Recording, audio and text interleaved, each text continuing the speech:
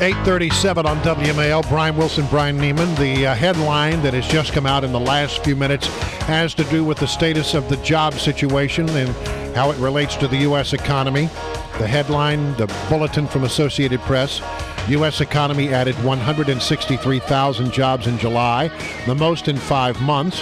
However, the unemployment rate rose to 8.3%. We have on the line Peter Schiff, who is the CEO of Euro Pacific Capital and Euro Pacific Precious Metals.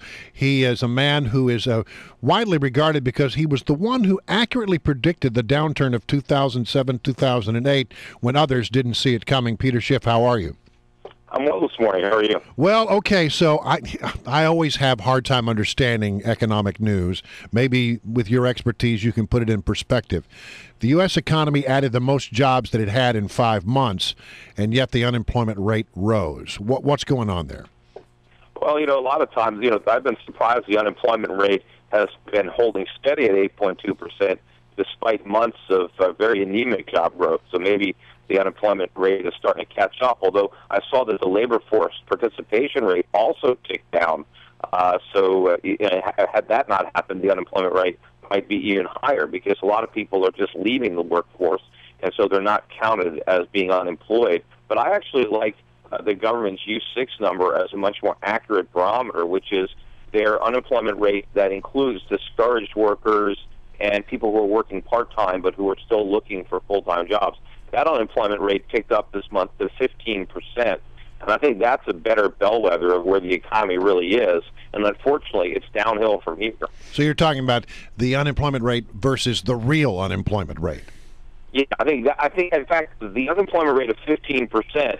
At one point in time, that was the unemployment rate that we all used. The government decided to strip out those categories so that it can report a lower number. They still have the higher number, but it doesn't really get all the headlines. So it's all, I think, it's a type of government propaganda. They want us to believe that the economy is in better shape than it actually is.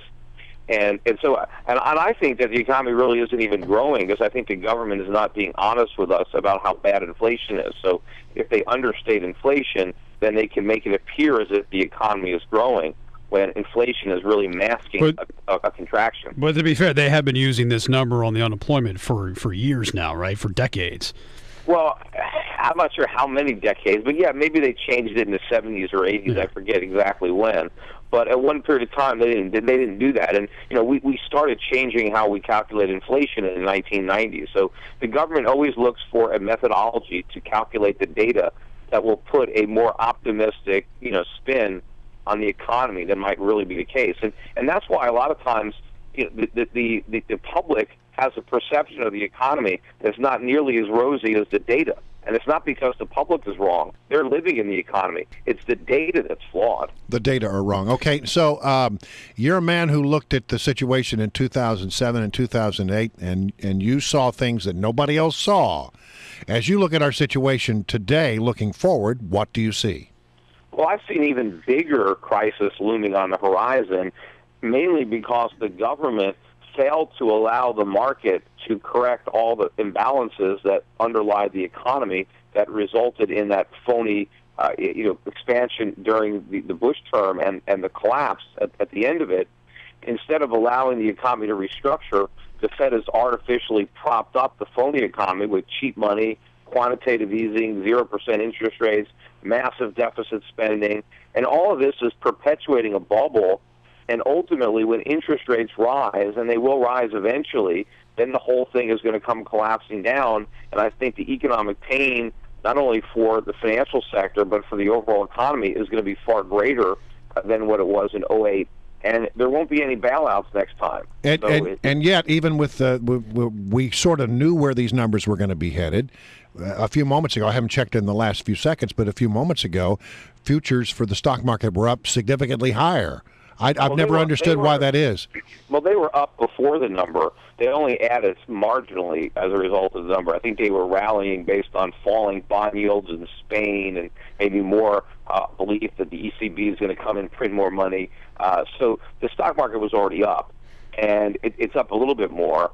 But if you really understand the dynamics of our economy, these jobs are not sustainable jobs. Only 25,000 of them were in manufacturing.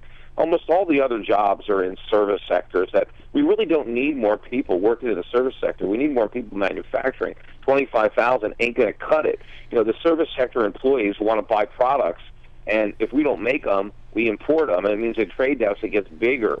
And so that's a negative for the economy. We need to get a different kind of job, not the kind of jobs that are being supported by cheap money and deficit spending. And when interest rates rise, most of these jobs that we're creating now are going to go away. So they're not lasting, productive jobs. They're jobs that are the consequence of this bubble. Just like a lot of people got jobs building homes and remodeling or in the mortgage industry, and then the real estate bubble burst and those jobs went away. So what's the bubble in right now? If Go ahead. It's in government. It's in government. The government has just grown enormously, and the government is spending now trillions of dollars beyond what it collects in taxes. So it's just like any family. If you're a family, and let's say you earn $50,000 a year, and then you borrow another $30,000 a year, and now you're spending $80,000. Well, you've got a bubble. I mean, maybe you're living. It looks like you have a better lifestyle than you really can afford. Maybe you're eating out more, you're driving a nicer car, you're taking better vacations because you're spending $80,000 a year, but you're only earning $50,000. Well, the argument is always that a family doesn't have the ability to print money, and the government does. Printing money isn't a get-out-of-jail-free card. Printing money is a way of defaulting on your debt. But the problem is, what about everybody else that has that money, that has saved that money, that's earning that money? When the government prints money, they destroy the value of it. So we just have this phony economy. We're living way beyond our means, and there's a limit to how long that can go on. Just like when we had a real estate bubble, there was a limit to how long real estate prices could rise before they collapsed. There were a lot of people that thought back, in 2004, 5, 6, that real estate prices would never fall. Mm-hmm. Well, those are the same people that say we can keep on borrowing forever, that interest rates will stay low forever, and that if we can print money. All right, Peter, thank you very much for coming on the show. We appreciate it as always. Sure. Peter Schiff, CEO of Euro Pacific Capital, Euro Pacific Precious Metals, predicted the crash in 2007. Obviously, very bearish. Yeah, I'd say bearish, but I'm not sure he's wrong. For quite some time, yeah. It's 8:45 on 105.9 FM and AM 630 WMAL. Now traffic and weather together every 10 minutes first on the 5s. Here's Jamie Whitten. Did they get that naked woman off the road? They did. Oh, my gosh. They did. Traffic trying to calm down in that area.